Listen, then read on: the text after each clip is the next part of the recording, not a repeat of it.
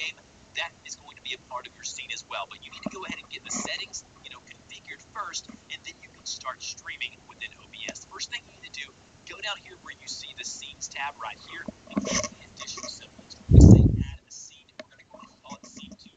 Name that whatever you want to name it. Now, if you create a new scene, you're going to see this just black. That's all you're going to see. So now once you have a scene created, you need to go ahead and add sources. So now what we're going to want to do is click the addition symbol here underneath sources to add our first source. The first source that I always like to add is my video capture device. Now, the video capture device is going to be your webcam. Now, I already have this. If it's a USB cam, it should already come to these same cam settings, but we're not going to do it now. So under Add Existing, click that box there, select the webcam, and hold with my mouse and drag this wherever it came out in its full, its full picture device. You then want to go and change the settings and go ahead and start setting up your audio or your microphone. I'm doing this in the steps that I would normally do when I'm setting up. Change my microphone. Audio.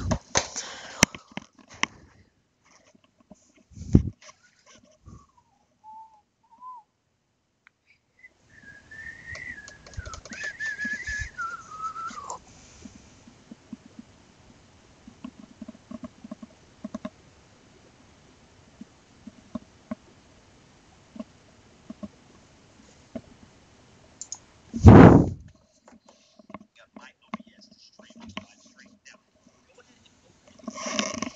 You're going to see something here that says settings. Go to settings, click on settings.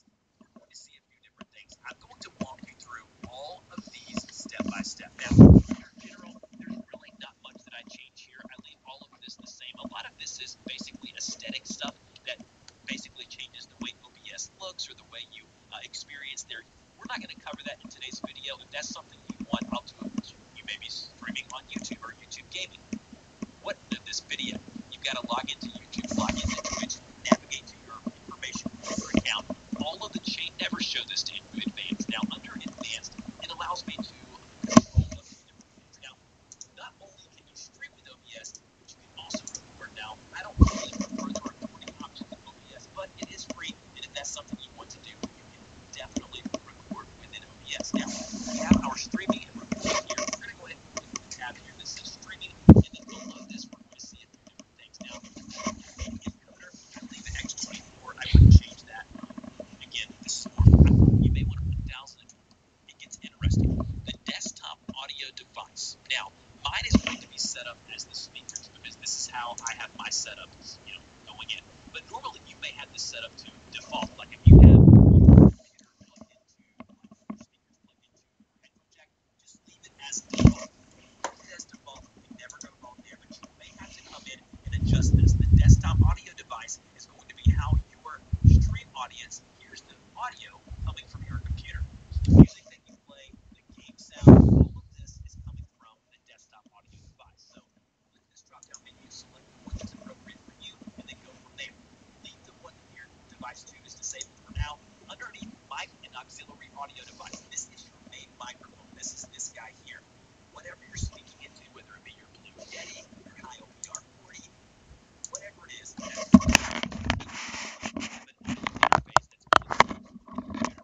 Underneath the microphone, my XLR microphone is plugged into my Scarlett 2i2 solo USB audio interface. So your base canvas resolution is going to be the size of your display. So for me, I have an Asus PQ27. The native resolution for that is 2560 by 1440, so it's about 2K.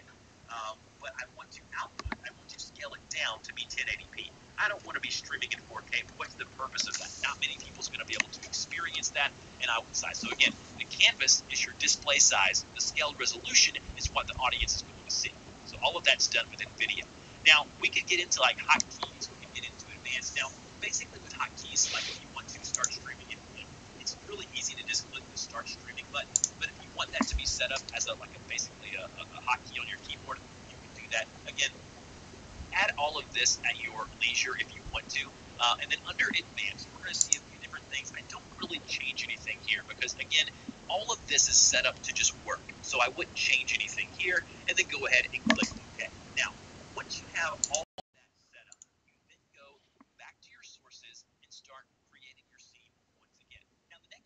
I like to add is called a display capture. So if you go up here, go to add, and then go to display capture, it's going to allow us to capture our desktop. So for me, I have mine set up as screen capture here, but you go to create new here, and then click OK, and that's basically going to allow you to record your display. So I've got multiple displays. I'm going to go ahead and choose the one here, the one that's over on my left-hand side, and then click OK.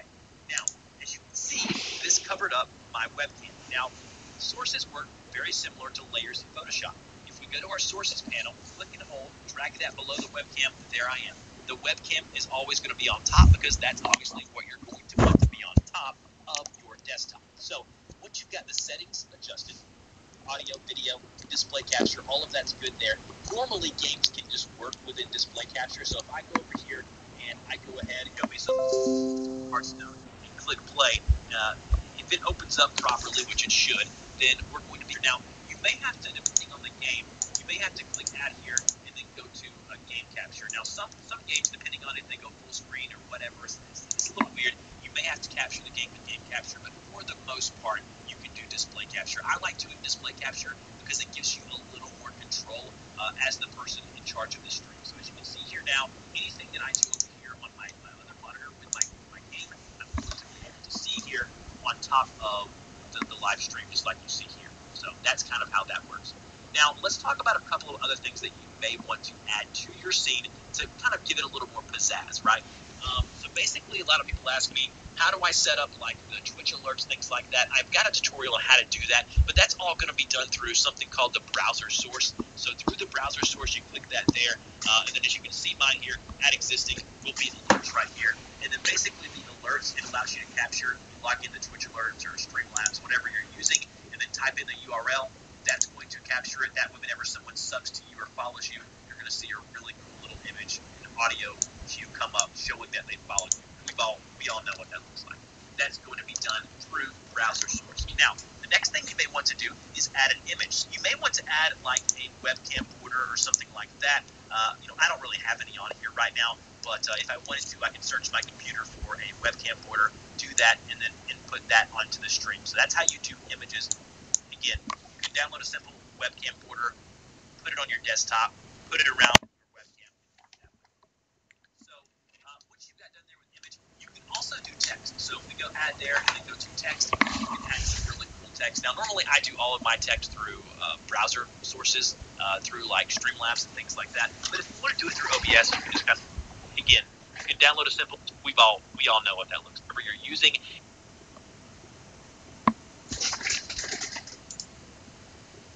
Pizzazz, right? So basically, a lot of people ask me, how do I set up like the Twitch alerts, things like that? Now, let's talk about a couple of other things that you may want to add to your scene to kind of give it a little more pizzazz, right? So basically, a lot of people ask me, how do I set... Now, let's talk about a couple of other things that you may want to add to your scene to kind of give it a little more pizzazz, right?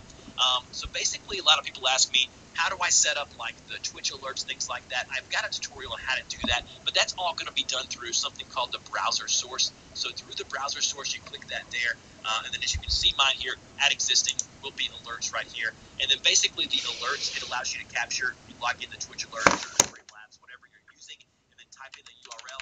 That's going to capture it. That way, whenever someone subs to you or follows you, you're going to see a really cool little image, audio cue come up showing that they followed you. We all know what that looks like. That's going to be done through browser source. Now, the next thing you may want to do is add an image. You may want to add like a webcam border or something like that. I don't really have any on here right now, but if I wanted to, I can search my computer for a webcam border. What you may want to do is you're going to see a really cool little image and audio cue come up showing that they followed you. We all know what that looks like. That's going to be done through browser source. Now, the next thing you may want to do is add an image. You may want to add like a webcam border or something like that. I don't really have any on here right now, but if I wanted to, I can search my computer for a webcam border, do that, and then input that onto the stream. So that's how you do images. Again, you can download a simple webcam border, put it on your desktop, put it around your webcam, and do it that way. So once you've got done there with image, you can also do text. So if we go add there and then go to text, you can add text. Now, normally I do all of my text through browser sources, through like Streamlabs and things like that. But if you want to do it through OBS, you can just kind of click here. here, go to create new, and then any text that you want, you would basically just type in the text box here. So let's say we type in hello, just like that there. Then you're going to be able to click OK, and you can see up here in the left-hand corner the word hello. Again, you can play around.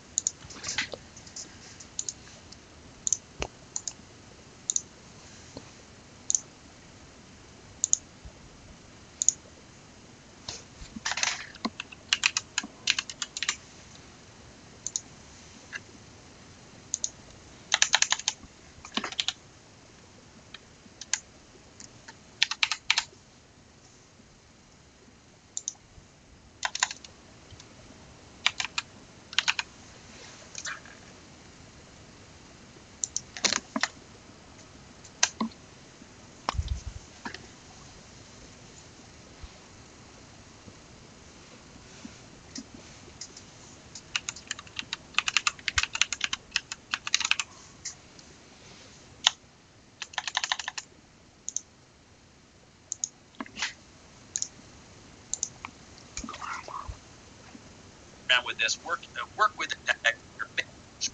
Now, let's talk about a couple of other things that you may want to add to your scene to kind of give it a little more pizzazz, right? So basically, a lot of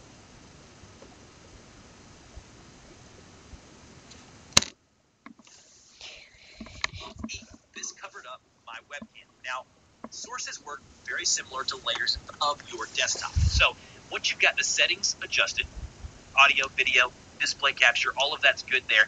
Normally, games can just work within display capture. So if I go over here and I go ahead and launch a game, so if I go ahead and launch my Battle.net launcher, and then I go and open up a game within the Battle.net launcher, then say if I open up Hearthstone, basically it will open up on top of the display, and it will show me. So if I go here and go to capture all of the okay, and that's basically going to allow you to record your display. So I've got multiple displays. I'm going to go ahead and choose the one here, the one that's over on my left-hand side, and then click OK.